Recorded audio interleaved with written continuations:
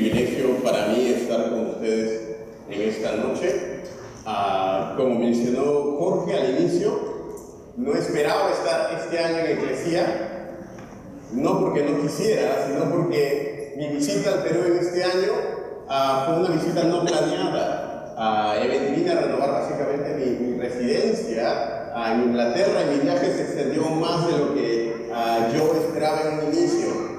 Y esto en la soberanía de Dios, porque sabemos que nada escapa a la soberanía de Dios, permitió que yo estuviera aquí en esta noche.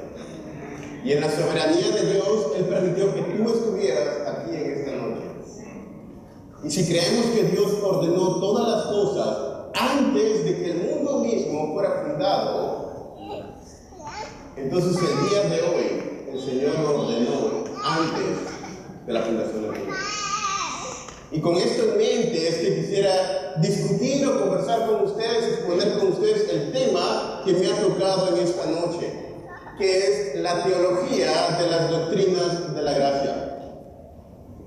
Y antes de ir al Señor en oración, les voy a pedir por favor que abran sus Biblias en Juan capítulo 3. Juan capítulo 3.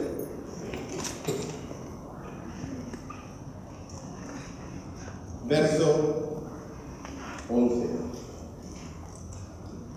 Juan capítulo 3, verso 11. Juan 3, 11. Dice la palabra del Señor: de cierto te digo, que lo que sabemos hablamos, y lo que hemos visto testificamos, y no recibís nuestro testimonio. Si os he dicho cosas terrenales y no creéis, ¿cómo creeréis si os dijere las celestiales? Nadie subió al cielo, sino el que descendió del cielo, el Hijo del Hombre que está en el cielo. Y como Moisés levantó la serpiente en el desierto, así es necesario que el Hijo del Hombre sea levantado, para que todo aquel que en Él cree no se pierda, mas tenga vida eterna. Porque de tal manera amó Dios al mundo, que ha dado a su Hijo unigénito, para que todo aquel que en Él cree no se pierda, mas tenga vida eterna. Porque no envió Dios a su Hijo al mundo para condenar al mundo, sino para que el mundo sea salvo por Él. El que en Él cree no es condenado, pero el que no cree ya ha sido condenado, porque no ha creído en el nombre del unigénito Hijo de Dios.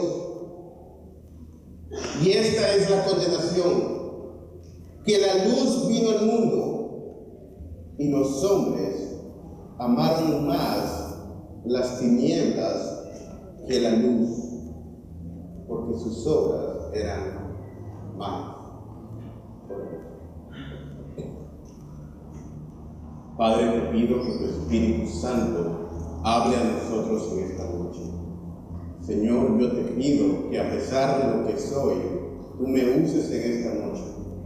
Padre, te pido que la unción de tu Espíritu hable a través de las verdades y que Cristo sea glorificado en esta noche.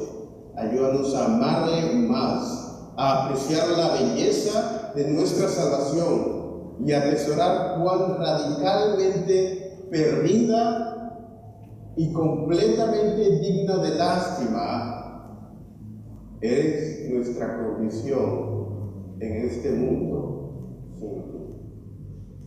Que Cristo Jesús sea glorificado en esta noche. Amén. El 13 de noviembre de 1618, en la ciudad de Dordt, Holanda, se llevó a cabo el primer y quizá más grande concilio de la recientemente formada Iglesia Protestante. Casi exactamente 400 años atrás. 400 años atrás. Un grupo de teólogos de todo el mundo se estaban reuniendo para discutir justamente los temas que el día de hoy y el día de mañana vamos a estar exponiendo. Este sínodo o reunión constituía la más importante, amplia y extendida de la Iglesia protestante hasta ese entonces. Delegados virtualmente de cada región de Europa donde había iglesias que se identificaban con la Reforma fueron a este sínodo. Delegados de Francia, Alemania, Suiza, Prusia, Inglaterra, Gales, Escocia, Holanda, entre otros, estuvieron presentes en la reunión. Después de 154 debates arduos y agudos por casi 7 meses, el 9 de mayo de 1619 se consolidó en una forma confesional lo que el día de hoy se conoce como las doctrinas de la gracia. Estas doctrinas de la gracia constituyen la médula misma de lo que es el Evangelio de Cristo Jesús. Y es importante remarcar que no es que en 1619 se inventaron el Evangelio, sino que fue en esta fecha donde se le dio una forma más extensiva, formal y detallada del mismo.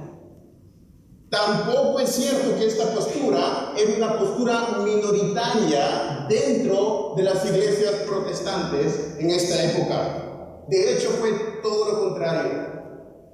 Se reunieron ahí a reafirmar lo que la iglesia como un todo creía. Y no solamente lo que la iglesia como un todo creía, sino lo que la iglesia como un todo a lo largo de los siglos había mayoritariamente creído. Y eso es lo que se conoce el día de hoy como las doctrinas de la gracia. No es solamente una postura sobre la salvación, sino que fue la postura mayoritaria en la iglesia a lo largo de la historia. La reunión del Sínodo de Dort se llevó a cabo como consecuencia de una serie de artículos publicados 6 meses antes por seguidores de Jacobo Arminio en 1618. Jacobo Arminio fue un discípulo del discípulo de Juan Calvino. Y básicamente él no estaba de acuerdo con la confesión belga y el catecismo de Heidelberg, una de las más tempranas confesiones de la Europa continental, y que hizo hacer algunos cambios, pero Arminio murió. Y fueron sus discípulos quienes continuaron el trabajo realizado por Arminio y consolidaron toda la doctrina de Arminio que necesitaba ser modificada, según ellos, en lo que se conoce como los artículos remonstrantes, que más adelante serían los 5 puntos del arminianismo. Las doctrinas de la gracia entonces surgen como una respuesta a estos 5 puntos consolidados por los discípulos de Arminio. Ahora bien, yo sé que algunos de los que están aquí, todos nosotros hemos escuchado hablar de los 5 puntos del calvinismo. Y antes de comenzar con mi exposición, quisiera decir que este nombre es desafortunado. Es un nombre desafortunado por una serie de razones. En primer lugar, no solo porque Calvino no tuvo nada que ver con esto. Calvino ya se había muerto hace muchos años. Calvino no tuvo nada que ver con los 5 puntos del calvinismo, pero también es desafortunado porque da la impresión como que fue un grupo de seguidores de Calvino que llegó a esta conclusión. Y esto es históricamente errado. Este apodo de los 5 puntos del calvinismo como tal es un apodo que surge mucho después del momento cuando estas doctrinas fueron constituidas. Y menciono esto porque no es que los discípulos de Calvino consolidaron esto, sino que esta era la postura mayoritaria en la historia de la iglesia y en el siglo XVII en la iglesia protestante. El hecho de que el día de hoy no lo sea, no quiere decir que en la historia no lo haya sido. No quiere decir que en algún momento los últimos 50 años las cosas cambiaron.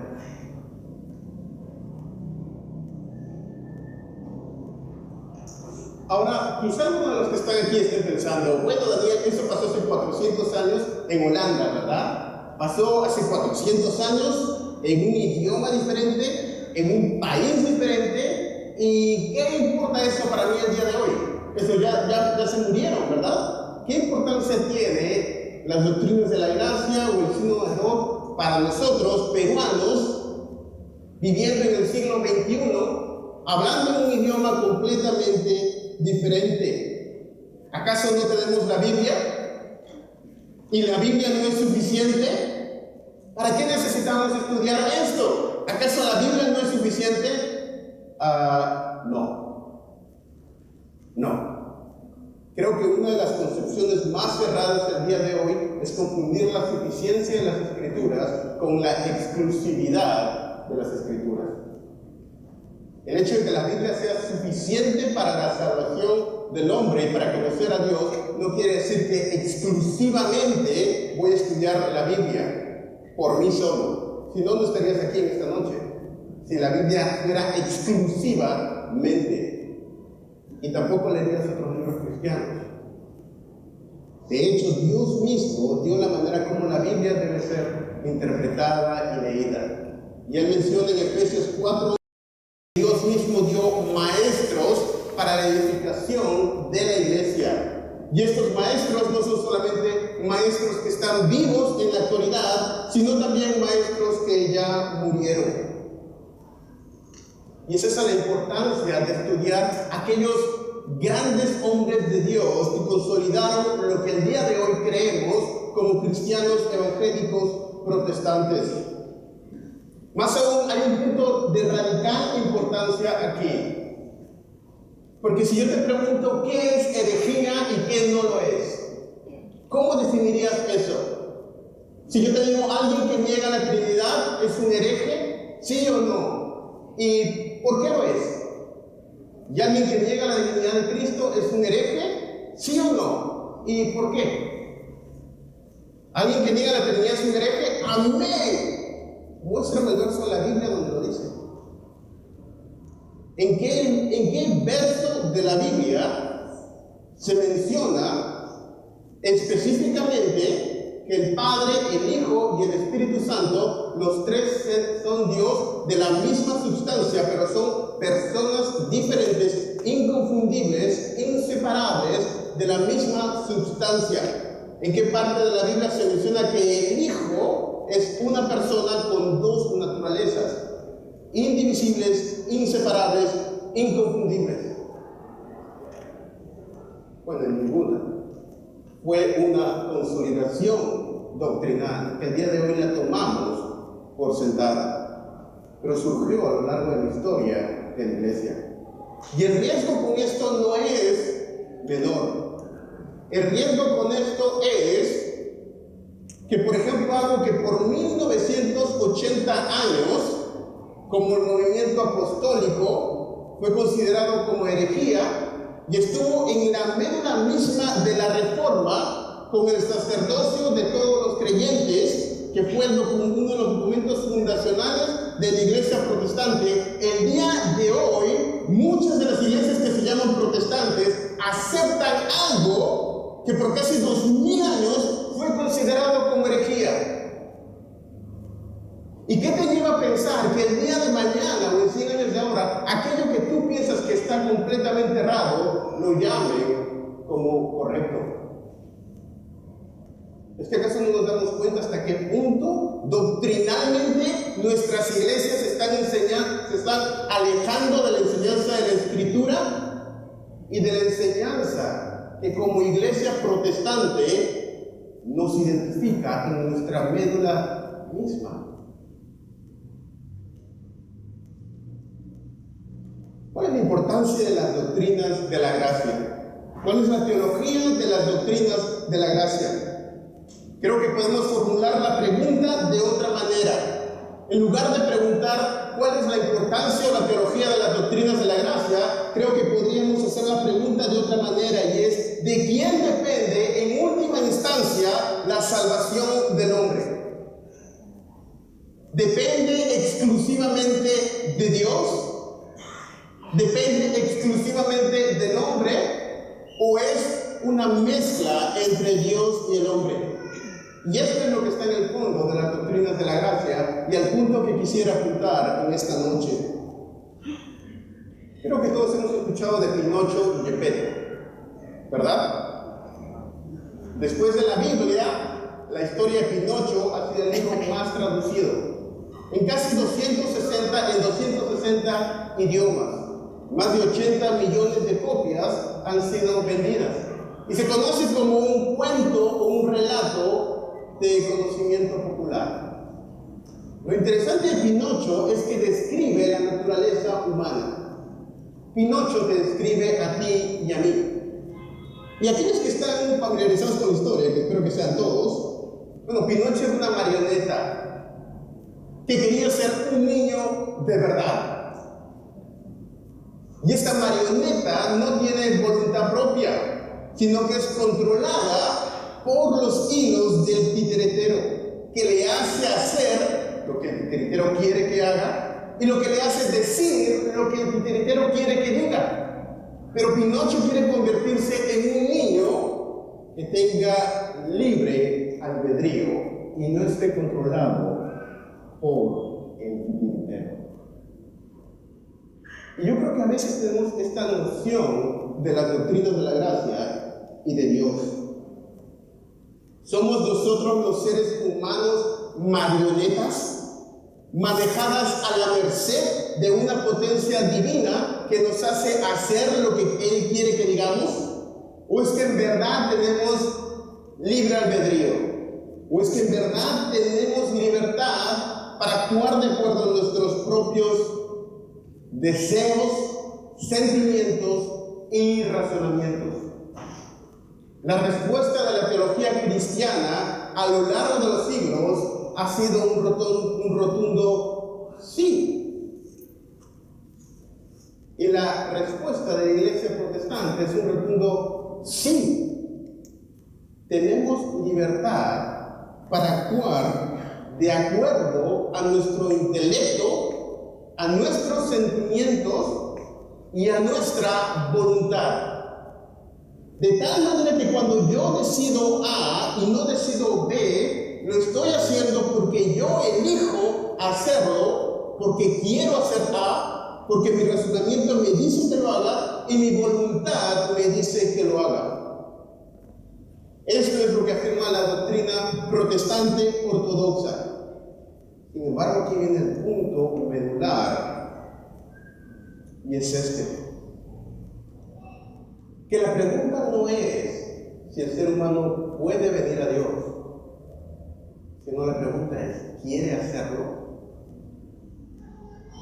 Y déjeme leer lo que dice Romanos 3:10 sobre este punto. Como está escrito, no hay justo ni a uno, no hay quien entienda, no hay quien busque a Dios. Todos se han desviado, a una se hicieron inútiles. No hay quien haga lo bueno, no hay ni siquiera uno. El punto es que cada vez que a mí me dan la libre opción de elegir, cada vez yo voy a elegir satisfacerme a mí mismo antes que satisfacer a Dios, porque por naturaleza soy un ser amador de mí mismo hasta la médula, sin esperanza y sin Dios en este mundo. Y a menos que Dios obre sobrenaturalmente y en su pura misericordia, lo único que voy a hacer por toda la eternidad es pecar en contra suya. Y ese es el punto medular de las doctrinas de la gracia. El hombre actúa de acuerdo a su voluntad, sí, pero es esclavo a su propio egoísmo. Es esclavo a sus propias pasiones. No hay quien entienda, no hay quien busque a Dios, no hay ni siquiera uno. De tal manera que cuando a veces se acusa que los que creen en las doctrinas de la gracia no creen que el hombre tiene una libertad para actuar, eso es completa y absolutamente falso. Basta con abrir un libro de Edwards para mencionar esta definición que da del albedrío del hombre. Un albedrío que es libre en el sentido de razonamiento, pero un albedrío que es esclavo a sus propios deseos y concupiscencias. Y por eso no quiere venir a Dios. Y nunca va a querer. Y esa es la necesidad de la obra de Cristo y del Espíritu Santo. Las doctrinas de la gracia han sido históricamente el fundamento de la Iglesia Evangélica Protestante. Y no es que no hayan tenido un ataque, sino que han tenido un ataque a lo largo de los siglos. Augustus Tocqueville menciona: no es una novedad que las doctrinas de la gracia encuentren oposición. De hecho, muy pocas doctrinas han recibido más oposición que estas. El ataque no es nuevo, sino que viene desde el mismo día de los apóstoles. Y ha sido creída también desde el mismo día de los apóstoles. ¿Qué creen en tu iglesia con respecto a las doctrinas de la gracia? ¿Las afirman o las niegan? Estaba conversando con un hermano hace unos meses. Me dice: hermano, creo que mi pastor no está predicando la sana doctrina de acuerdo a las escrituras. Y mi respuesta fue: hermano, pero ¿por qué no vas y hablas con tu pastor y le muestras dónde está el error? ¿Y cómo hago eso? Pues muéstrale en la confesión de fe de tu iglesia, en las maneras como él se está desviando de la postura doctrinal de tu iglesia. Pero hermano, es que no tenemos una confesión de fe en la iglesia. ¿Qué? Entonces, ¿cómo determinan si el pastor está predicando lo que la Biblia enseña? Bueno, es que el pastor nos lo dice. Entonces, básicamente, el pastor es tu confesión de fe. Sí. Hermano, me he mudado a un nuevo lugar y quiero saber si la iglesia donde estoy es una iglesia de sana doctrina. ¿Cómo puedo saberlo? Pues, hermano, ¿para qué me pregunta eso? Fíjense su confesión de fe. Y fíjense si está de acuerdo a la ortodoxia evangélica. Pero en la iglesia no tienen una confesión de fe. ¿Qué? Entonces es muy probablemente que no lo sea. Porque al final de cuentas quien va a decir lo que está bien y está mal es el pastor. Y él al fin de cuentas va a tener la autoridad para hacer y deshacer doctrinalmente. Hermano, en mi iglesia me están llevando por disciplina. ¿Pero por qué? Porque creo en las doctrinas de la gracia, o porque no creo en las doctrinas de la gracia, o porque soy amilenarista, o porque soy premilenarista, o porque soy cualquier cosa de las cosas raras que están en el medio. ¿Cómo hago, hermano? Pero hermano, ¿qué es lo que dice tu confesión de fe? En mi iglesia no tiene una confesión de fe. Espera, me estás diciendo que te estás juzgando por un asunto doctrinal que no se menciona en la confesión de fe de tu iglesia? Sí. ¿Cómo? Si no, ¿quién lo determina? El pastor. Entonces tu pastor es tu confesión de fe. Aquí no creemos en las doctrinas de la gracia. No somos arminianos. Tampoco somos calvinistas. Aquí creemos la Biblia. La Biblia es nuestra única creencia. No somos ni calvinistas, no somos tampoco arminianos. Solamente creemos en la Biblia. Bueno, ¿usted cree que la salvación se pierde o no? Sí creo que la salvación se pierde. Entonces usted es arminiano. No, yo creo en la Biblia. Yo no necesito una confesión de fe. Bueno, no es que usted no tenga una confesión de fe y los otros sí tengan una confesión de fe. Es que usted tiene una confesión de fe que es privada, subjetiva y oculta al escrutinio de nadie más. Mientras que los otros tienen una confesión de fe pública, objetiva y abierta al escrutinio. Porque cualquiera puede decir: yo enseño la Biblia, y enseñar lo que se le da la gana. Todos dicen: yo enseño la Biblia, y eso no sirve de nada. En realidad usted tiene una confesión de fe solo que su confesión de fe es usted mismo y lo que usted cree que la Escritura dice. Y nadie más puede contradecirlo porque no está escrito. Es privado, oculto y subjetivo. Y ese es un punto fundamental cuando analizamos las doctrinas de la gracia. Porque no es que uno crea esto y uno crea el otro. Todos creemos algo y tenemos una presuposición sobre las doctrinas de la gracia, así lo sepamos o no. Cada una de las personas que están en este auditorio creen algo acerca de Jesucristo y de la salvación. El punto es si es una opinión estudiada con las Escrituras y a la luz de otros maestros, si es solamente lo que tú crees creer sobre las doctrinas de la gracia. Pero antes de definir algo debe definirse por lo que no es, a fin de que podamos afirmar lo que es. Toda afirmación positiva parte de una negación. Sin la negación no existe la parte positiva. Así que antes de afirmar qué son las doctrinas de la gracia, debemos afirmar qué no son las doctrinas de la gracia. Solamente para responder algunas objeciones de este punto de manera rápida, y quisiera centrarme en esta noche en lo que se conoce como el debate dentro del sínodo de Dort, que más adelante voy a hablar. Las doctrinas de la gracia no son deterministas. No son deterministas en el sentido de que niega que el hombre no actúe de acuerdo a sus sentimientos, intelecto y voluntad. No es que Dios le está retorciendo el brazo y lo lleve a pecar. Dios no hace eso, Él lo hace porque quiere hacerlo. El punto central aquí está en los efectos del pecado. ¿De qué manera la caída del hombre afectó el intelecto, la voluntad y los sentimientos de Adán y de nosotros? Ese es el punto sobre esto. Yo quisiera que a todos los pastores, a todas las personas, si pudieran ponerles un año a estudiar un punto, sería Génesis 1, 2 y 3.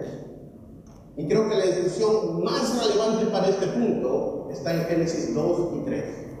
¿Qué es lo que pasó en la caída?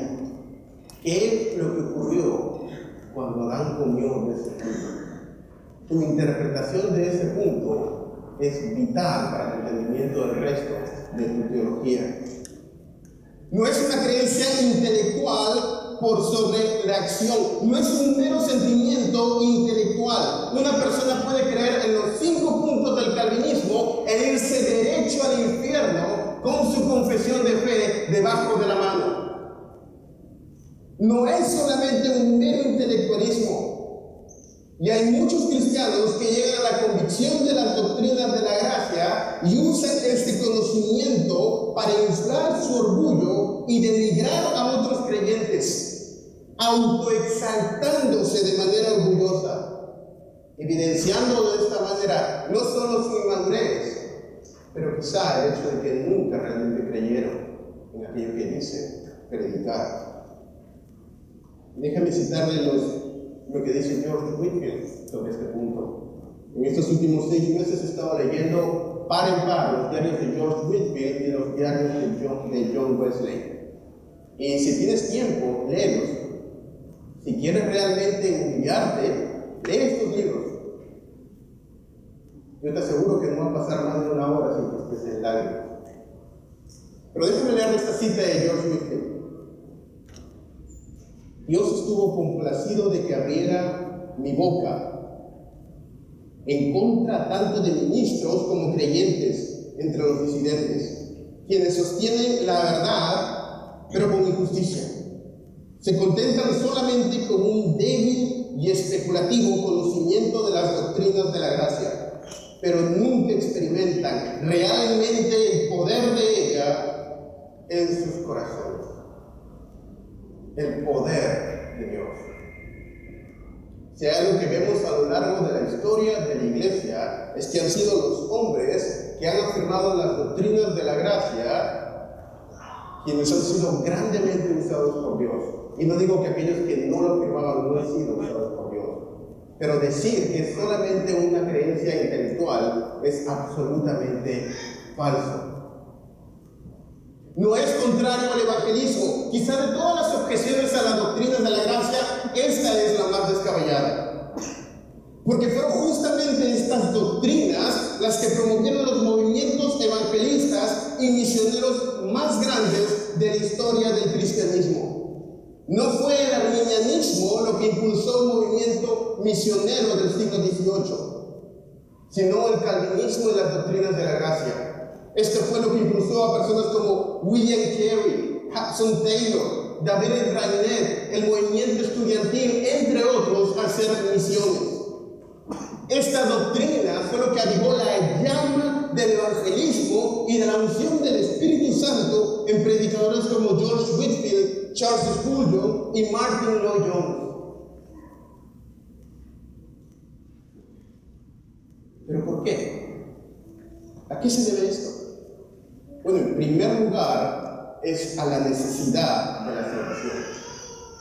Solo un esquema teológico que te diga que el hombre no tiene ninguna posibilidad de salvación a menos que se le predique el evangelio, te moverá a hacer misión. Y el arminianismo no cree esto. Es las doctrinas de la gracia que nos enseñan que el hombre no tiene ninguna esperanza a menos de que se le predique el evangelio. Y esto me mueve a predicar el evangelio e incrementa mi celo misionero. En segundo lugar es la elección incondicional, el hecho de que sin duda van a haber algunas personas que van a ser salvas, que Dios ha elegido para salvación, y Él promete que obrará en su Espíritu Santo. Es lo que me mueve y ha movido a personas a evangelizar. Esto ha sido uno de los más grandes alicientes, el hecho de que estemos aquí el día de hoy, que el evangelio haya llegado al Perú. Lea un poco de historia. En el siglo XVIII, ¿cómo se origina? Fue justamente por creyentes que tenían ese deseo de la gloria de Dios. Lamentablemente, cuando removemos la gloria de Dios de la figura de las misiones solamente se transforman en una forma de idolatría y de caridad. Me da pena los niñitos que se mueren de hambre en África. Me mueve a darle pan. No quiero decir que eso está mal. Pero cuando quitamos la gloria de Dios y la teología, misiones se convierte en caridad. Y eso es lo que pasa en muchos de nuestros círculos evangélicos el día de hoy. Las doctrinas de la gracia no hacen culpable a Dios por el pecado. Ya mencionamos esto, es el hombre quien elige pecar. Yo elijo pecar. Cada vez que tú eliges hacer algo, lo haces porque te da placer. Y porque prefieres tu placer y aquello que te da placer al placer de Dios. A fin de cuentas, el pecado es una batalla de placeres. ¿A quién quiero complacer? ¿A mi maestro que murió por mí en la cruz? ¿O a mí mismo? Y cada vez que tú pecas, tú decides. Tú lo decides.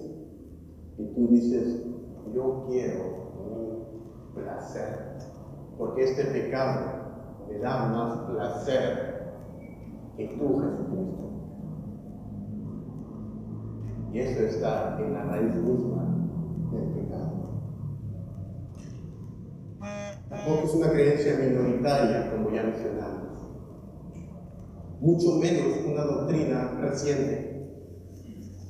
Y tampoco es hipercalvinismo, como a veces se le critica. De ninguna manera las doctrinas de la gracia son una licencia para pecar. ¿Pero qué son entonces las doctrinas de la gracia? ¿Qué son? ¿Qué es lo que vamos a estar viendo en estos 2 días? El día de hoy y el día de mañana. ¿De qué es lo que estamos hablando? Ya vimos lo que no son, pero entonces, ¿qué son? Y la pregunta medular es, ¿qué es lo que ocurrió en la cruz del Calvario? ¿Por qué tenía Cristo que morir en la cruz? ¿De qué manera puedo llegar a ser salvo? ¿Qué significa creer y arrepentirse? ¿Cómo puedo crecer en santidad y conformidad a Cristo? Estas preguntas no son de una importancia menor, sino que están en el centro mismo de la salvación. Hermanos, yo creo que el poder de Dios es el Evangelio. Y es por eso que estas doctrinas me apasionan. Porque es el Evangelio de Dios. Y es ese Evangelio que cambió Europa y cambió el mundo. Ese es el Evangelio que a veces veo que el día de hoy ya no se predica. Cito a Jonathan Edwards en este punto. Edwards menciona: en la misma medida que observo la verdad de estas grandes doctrinas, que a veces se conocen como las doctrinas de la gracia, es la misma medida en la que observo con no menos claridad que la esencia de la verdadera religión consiste en la conformidad del alma a Dios, actuando por sobre todos mis motivos egoístas, para su gloria, deseándolo a Él, para vivir para Él, para complacerlo y honrarlo en todas las cosas. Esto solamente se puede lograr con un adecuado entendimiento de su gracia infinita y toda la divinidad que existe en Él mismo, para ser amado, adorado y servido por toda criatura inteligente. Fin de la cita. Voy a mencionar brevemente los puntos principales de lo que se conoce como las doctrinas de la gracia, pero no me extenderé en ellos, porque es justamente el tema del día de mañana. El primer punto es lo que se conoce como la depravación total. Esto no quiere decir que el hombre sea tan pecador como puede ser, sino que el pecado ha afectado la totalidad de mi ser. Es decir, una infección en todas mis facultades. Mi intelecto está afectado por el pecado. De tal manera que cuando yo pienso algo, no lo pienso de la manera como debería pensar. Mi voluntad está afectada por el pecado. De tal manera que cuando deseo algo que no es la voluntad de Dios. Y mis sentimientos. Hermanos, el descubrimiento de esta doctrina de que el intelecto ha sido afectado por el pecado, de la depravación total, es lo que te debe llevar a dudar de ti mismo. Si tú realmente crees esto, el que está totalmente depravado no está en la esquina, eres tú. Tú eres, yo soy totalmente depravado. Por eso hasta en mis mejores intenciones, como decía Thomas Watson, hay manchas de pecado. Porque yo soy el que puede pecar hasta lo sumo. Por eso es que yo puedo estar equivocado y mi hermano que crea algo diferente a mí puede estar en lo correcto. La elección incondicional. Dios ama redencionalmente, y acá me refiero con propósitos salvíficos, no de su gracia común. Dios ama redencionalmente, no por nuestros méritos, sino por su pura gracia. Dios nos elige no porque seamos buenos o porque haya digno en nosotros, sino por su pura gracia y su puro amor. Esto es contrariamente lo opuesto a lo que cree el arminianismo. Y de hecho, lo menciono aquí en adelante, que es lo contrario a lo que cree el arminianismo, porque una buena definición de depravación total fue dada por los arminianos. Ellos creían en depravación total. Y quizá una de las mejores estructuras teológicas de lo que significa la depravación total fue hecha por Jacobo Arminio, porque él sabía que si negaba esto, automáticamente lo convertía en semi-pelagiano y automáticamente era herejía, completamente herejía. Por eso los arminianos sostenían y sostienen en sus versiones múltiples el día de hoy este primer punto. Al menos lo hacen en papel, porque la la práctica lo niega. Dios nos elige no por nuestros méritos. La doctrina de la gracia inmerecida de Dios para los pecadores quiere decir que no hay cualidades buenas en nosotros que puedan ganar o merecer su gracia. El tercer punto que quisiera hablar es gracia eficaz. En todo aquel en quien Dios obra regenerando su voluntad, vendrá a Cristo. La santificación necesariamente se deriva como una consecuencia necesaria de la justificación. Dice Joel Dickey en este punto: Anthony Burgess, el puritano, era consciente de los posibles tonos de libre albedrío en el acto reflejo de la fe y empleó a fondo para mantenerlo dentro de los límites de las doctrinas de la gracia, yendo más allá en el análisis del silogismo. Ahora, ¿qué quiere decir toda esa palabrería? Básicamente esto: cuando yo voy a Cristo, cuando yo fui a Cristo, lo hice por mi propia voluntad. Eso es lo que afirman las doctrinas de la gracia. Toda persona que va a Cristo lo hace por su propia voluntad. Ese es uno de los puntos medulares en el sínodo de Dort y en la teología protestante. ¿Por qué? Si yo estaba completamente muerto, porque Dios, en su soberanía, por su Espíritu Santo, sin ningún mérito en mí, por su pura gracia, reavivó en su regeneración mis facultades, quitándome la venda del pecado, haciéndome ver mi pecado y haciéndome ver la santidad de Cristo, de tal manera que irresistiblemente, al ver mi pecado y mi condición y al ver quién Cristo es, y esto es lo que se conoce como el acto regenerativo o la regeneración del creyente. En el momento en el que soy regenerado, es que corro a Cristo por salvación. Pero no es que Dios me tuerce el pescuezo y me lleva. En un sentido lo hace, pero yo lo hago porque lo decido, porque Él ya ha obrado en mí. Y entender esto va a ser vital más adelante cuando hablemos de la expiación particular o la expiación eficaz. Porque yo creo que este es el punto medular de diferencia, la gracia de Dios. Eso es lo que se conoce como gracia irresistible. La perseverancia de los creyentes. En todo aquel en quien Dios comienza una buena obra, la continuará por el resto de sus vidas. ¿Qué quiere decir? Bueno, básicamente, Dios comenzó la buena obra en algunos de nosotros. En todo aquel a quien Dios inició la buena obra, Él la terminará. ¿Por qué? Porque la salvación es por gracia, pero la santificación también es por gracia. No es que la vida cristiana comienza por sola fe y solo Cristo. Y ahora que yo soy salvo, yo tengo que hacerlo por mí mismo, dependiendo de mis propias habilidades. Ese es el corazón del legalismo. La vida cristiana inicia por gracia, se vive por gracia y se continúa por gracia. En toda la carrera cristiana la vivimos por la gracia de Dios.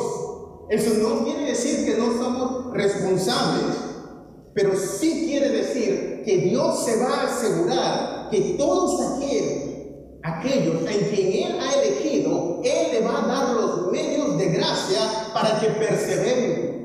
Y va a hacer lo que sea necesario a su alrededor. Le va a enviar una enfermedad, va a romper su voluntad, pero el hombre que ha sido verdaderamente regenerado y ha recibido la gracia de Dios, Dios se asegura de darle gracia. ¿Por qué? Porque es su propia reputación lo que se juega. Me guiarás por sendas de justicia, por amor de tu propio nombre. El Señor es mi pastor, nada me faltará. En lugares de delicados pastos me pastorará, confortará mi alma. Él va a guiar por sendas de justicia, porque Él se ama a sí mismo. Y la gloria de su nombre está en todo. Si es necesario, me va a romper las piernas, pero Él promete que voy a defender. Sin perder la salvación, dependería de mí. Yo ya me hubiera perdido. Sin irme al infierno y perder mi salvación, dependiera de mí, yo ya lo hubiera perdido el día de hoy. Y estaría vagando lejos del Señor. Y tú también. Y tú también. Por último, la expiación eficaz o la expiación particular. Voy a correr en esta parte, que era la principal, pero está bien. Cristo efectuó la salvación de los que creen y no solamente hizo posible la salvación de la humanidad. Ese era el punto central en el sínodo de Dort. ¿Qué es lo que hizo Cristo en la cruz del Calvario? ¿Solamente hizo posible que tú seas salvo o realmente te salvó? Bueno, la postura arminiana decía de que Cristo hizo posible, Él proveyó la salvación para todos los hombres, pero que no efectuó la salvación de ninguno. Él hizo posible la salvación de todos los hombres, pero no efectúa la salvación de ninguno. Y aquellos que llegan a ser salvos es porque ellos deciden creer en Cristo Jesús, no por una obra regeneradora de Dios anterior a esto, sino por su libre albedrío, el cual, dice la postura arminiana, en la muerte de Cristo en la cruz, Cristo realmente pagó el pecado de toda la humanidad, para ponerlos en una posición de gracia, a fin de que ellos mismos ahora pudieran responder a la oferta de salvación. Déjenme poner una ilustración. ¿Okay? Entre la postura pelagiana, entre la postura semipelagiana, entre la postura arminiana y la postura protestante reformada. Y luego voy a hablar dentro de esta postura reformada dos variaciones, que es lo que se conoce como el universalismo hipotético de John Davenant, que era la postura puritana, y luego lo que se conoce la postura continental, porque hay dos variaciones. Imagínate que estás en una carrera. ¿Ya? Imagínate que todos aquí estamos en una carrera. El pelagianismo, imagínate que tú comienzas una carrera de 100 metros planos. Y al final de la carrera hay una coronita que dice salvación. ¿Ya? Salvación. Todos los que llegan a terminar la carrera, se les da la coronita que dice salvo. ¿Ok? Un pelagiano diría: ¿está listo para correr? Vamos a comenzar la carrera. A sus marcas, ¿listos? Ya. Comienzo a correr. Ya, esa es la postura pelagiana. Yo puedo correr o elijo no correr, pero depende de mí, ¿no? Pero puedo llegar a tener mi corazón. ¿Cuál es la postura semipelagiana? Esta postura semipelagiana es la que sostiene el día de hoy la Iglesia Católica Romana, como Marcos ilustró antes.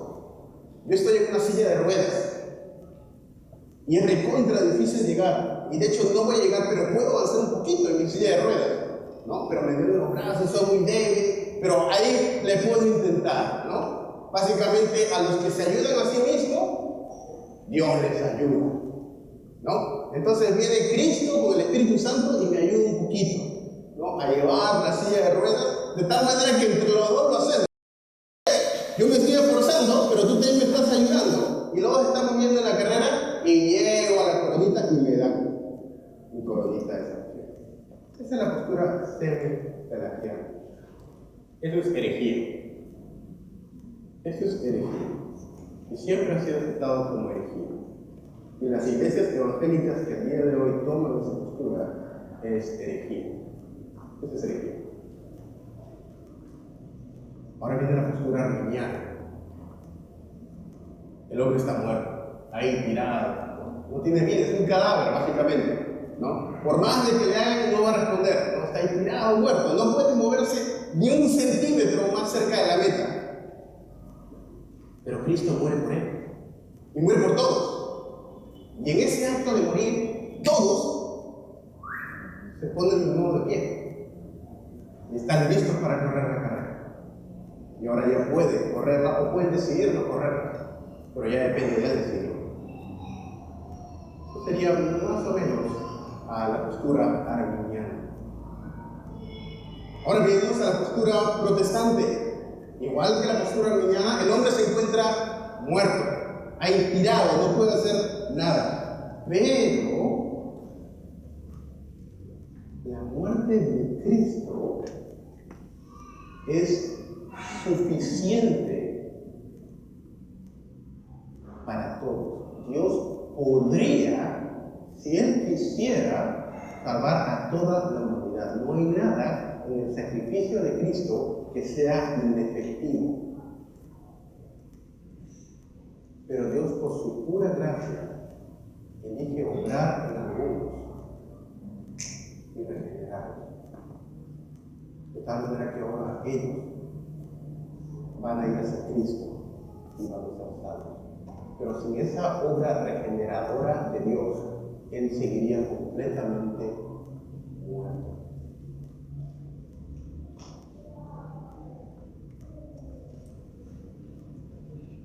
Esa es la postura, o esa es, mejor dicho, no una postura, pero lo que yo creo, y estoy seguro, es la doctrina ortodoxa. Es lo que se conoce como suficiente para todos, eficiente para los elegidos. Una vez más, la discusión se centra aquí en la cruz de Cristo. ¿Qué es lo que Cristo hizo en la cruz? Proveyó salvación para todos, pero no salvó a nadie realmente, o realmente salvó a los que Él quiso salvar. Y si ponemos la postura arminiana, y déjenme lo que dice la postura arminiana en este punto. Dios el Padre ordenó la muerte del Hijo en la cruz, sin ninguna certeza o propósito definido para salvar a nadie en particular, sino que más bien el sacrificio, valor y ganancia de la muerte de Cristo permanece perfecta en todas sus partes, completa e intacta, aun si la redención nunca llega a aplicarse a ningún individuo. ¿Te das cuenta de lo que está diciendo? Aún hay la posibilidad de que ningún individuo decida seguir a Cristo. Hay la posibilidad de que nadie hubiera decidido seguir a Cristo. Yo no sé tú, pero eso no me suena a religión para nada. Eso es la postura arminiana. Y eso es lo que la mayoría de evangélicos el día de hoy creen. Pero creen de que son tan fuertes de que ellos pueden convertir a la gente. Y por eso usan métodos, luces, danzas, canchito, café o cualquier otra cosa. Pero donde el poder del Espíritu Santo no actúa, no va a haber una conversión. Quisiera terminar con algunos puntos importantes. Y quisiera terminar con una anécdota, porque hubo una controversia dentro del Sínodo de Worms. Había representantes de todas las bancadas, por decirlo así. Imagínate un congreso, ¿ya? Ya hay así de... Ya no voy a mencionar bancadas del congreso aquí para no herir susceptibilidades políticas. Pero había diferentes bancadas. Y por ahí estaba la bancada británica, que era una de las más fuertes en el Sínodo de Worms. Y era su representante principal un teólogo que se llamaba John Davenant. Así que Davenant dijo, pero ¿qué hacemos con todos estos textos? Como 1 de Juan 2, donde dice que Cristo verdaderamente murió por todo el mundo. Es que no hay ningún beneficio de Cristo que se aplique a todo el mundo, que realmente se aplique a todo el mundo. Bueno, algunos decían, no hay ningún beneficio, es solamente para los creyentes. Y Davenant se para y toma un cuchillo y dice, antes de firmar tal declaración, yo me corto la mano. Me corto la mano, nunca voy a firmar tal declaración que no hay ningún efecto para todo el mundo de la muerte de Cristo. No estamos hablando de algún aspecto relacional, pero tiene que haber algún aspecto. Y Davenant se estaba por cortar la mano. No, espérate, vamos a orar. Ora. Se reanuda la sesión. Uno de los teólogos de la ciudad de Bremen, Alemania, llamado Matthew Martinus, se para en la sesión y dice: yo apoyo lo que está diciendo John Davenant. De hecho, en ese momento, un teólogo llamado Francisco Románus se para en la parte de atrás de la sesión y dice: la mejor manera de resolver esta disputa es con un duelo, y saca su espada y lo reta a Matthew Martinus a un duelo afuera, y el que ganara tenía la razón. Si el día de hoy se resolvieran las disputas teológicas de esa manera, creo que esa otra sería la historia. A lo que el presidente de la sesión, y estamos hablando, ambos eran teólogos reformados, ya me dice: los ánimos se están caldeando mucho, vamos a orar. ¿Cómo es posible que Romano lo esté retando a un duelo? Vamos a orar. Que se sienta, vuelve a oración, termina la oración y Romano repite el duelo. Saca su espada nuevamente y lo llama a un duelo. No hubo un duelo, por si acaso. Al final se pusieron de acuerdo en que no podían estar de acuerdo sobre el punto.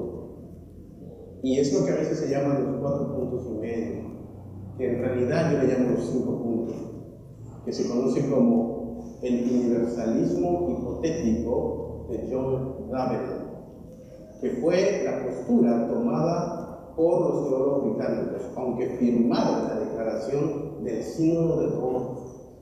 Y no tengo tiempo para explicar las ramificaciones que tuvo esto, pero fue un punto fundamental en la predicación del Evangelio en Inglaterra y dio a luz más adelante y fuerza al movimiento puritano.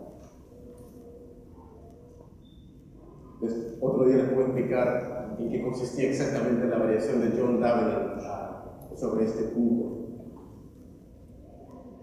Quisiera mencionar un par de puntos antes de concluir esta sesión. Ya, ¿y si niego las doctrinas de la gracia, hay algún peligro? Absolutamente sí. Creo que uno de los peligros principales es el enfriamiento espiritual. En todo esquema donde Dios es un Dios pequeño y el hombre es un hombre grande, está condenado a la infertilidad. En la actualidad, nuestras iglesias tienen un Dios pequeño y un hombre grande, y esto imposibilita esfuerzos evangelísticos, de tal manera que nuestras iglesias se llenan de no creyentes. Una predicación no cristocéntrica, que se vuelve una predicación moralista, porque quiero que te portes bien, en lugar de exponer las bellezas de Cristo en el texto. Una predicación y un evangelio que permite el pecado de los seguidores, y es lo que se conoce como la doctrina del creyente carnal o del evangelio de no señorío. Casi todos los que han desnegado este punto, muchos, tenían la presuposición arminiana en este punto de la expiación. El creyente carnal quiere decir básicamente que yo puedo aceptar a Cristo como mi Salvador, pero no tengo que aceptarlo como mi Señor. Él es mi Salvador, pero no mi Señor. Por eso yo soy salvo y puedo vivir como me da la gana hasta el fin de mis días, porque Cristo ya me salvó. Eso es herejía. Y esa persona se viene al infierno al final de sus días. Lo que está en juego es la salvación de las personas. El evangelio de la prosperidad, centrado en los beneficios de la salvación en lugar del Salvador. Gente que va a la mesa del Señor por lo que está en la mesa y no por el Señor de la mesa. Gente que va a la iglesia por cualquier cosa que Cristo ofrezca: paz, prosperidad, pero no van a Cristo por Cristo mismo. Si Cristo se fuera al infierno, el infierno se convertiría en cielo, porque donde sea que Cristo está, es cielo. Lo que hace el cielo no son las calles de oro ni el mar de cristal. Lo que hace al cielo cielo, la presencia de Dios está ahí. La presencia de Dios está ahí. Y su presencia es cielo mismo. Y muchos creyentes que al día de hoy no quieren a Cristo. Quisieran ir a un cielo y recibir todos los beneficios, pero si Dios no está ahí, estarían felices y satisfechos. No hay un amor por Cristo. Y la moralidad reemplaza la santidad como un sustituto satánico. Déjenme terminar con una cita de Charles Spurgeon. ¿Cuál será nuestro lugar? Spurgeon dice en sus días. Se dice que el calvinismo ha caído en un gran descrédito en nuestros días. Quizá esto sea cierto. Más aún, me parece que este espíritu de la gracia barata está más extendido que nunca y está silenciosamente saturando toda la predicación evangélica. Si esto es cierto, que las doctrinas de la gracia ahora son menospreciadas, esperamos que vivamos para ver el día en que las mismas sean nuevamente. Pero si no vivimos para verlo, dice Spurgeon, dejaremos detrás nuestro un testimonio tan grande que en los años por venir el Evangelio de la gracia de Dios será leído por miles. Y este reto de Spurgeon a su generación es el mismo reto para nosotros el día de hoy. Aun si toda la humanidad se volviera ciega, no apagaría en nada el resplandor del sol. De la misma manera, si todo el mundo se vuelve ateo, Dios seguiría siendo glorioso. Y si el día de hoy nadie cree en las doctrinas de la gracia, si toda la iglesia se va, eso no importa. Porque yo te animo a ti que tú perseveres en la fe y que dejes un legado tan grande. No me refiero a cosas extravagantes, como tanta gente que se autopromueve en el Facebook trayendo gloria para sí mismo. No me refiero a eso. Me refiero a un testimonio de fidelidad a Dios, no perfección, pero un testimonio de amor a Él, de amor a su palabra, del estudio de su palabra, en completa consagración y predicación del Evangelio, de tal manera que las generaciones por venir vean atrás y digan, ellos fueron fieles. Y yo también lo seré. Y ese es mi sueño, el día cuando estén llorando en la vida. Y cuando mi cuerpo se esté pudriendo en una tumba, y mi espíritu esté con Cristo Jesús, esperando la resurrección de los muertos, quiero que mi esposa, hijos e iglesia puedan decir que Él fue fiel y vivió una vida que me inspira a seguir a Cristo. Y yo quiero este reto para ti. Las generaciones por venir puedan ver un avivamiento como consecuencia de nuestras vidas, aunque nunca lo lleguemos a ver. Y esto empieza el día de hoy, con la gracia de Dios. Bueno. Padre, te damos gracias por los hombres que nos han precedido. Ayúdanos, Señor, a no ser tan orgullosos que nos descartemos a nosotros mismos. Señor, que tu gracia nos acompañe hasta el final de nuestras vidas. Que tú nos traigas al arrepentimiento cada vez que pecamos. Y que tú nos rompas las piernas, Señor. Por favor, ten misericordia de nosotros. Y permite el sufrimiento en nuestras vidas para poder ser más como Cristo. No nos des solamente una vida de confort, de tal manera que te delegues. Ayúdanos a vivir para ti, para tu gloria, Señor.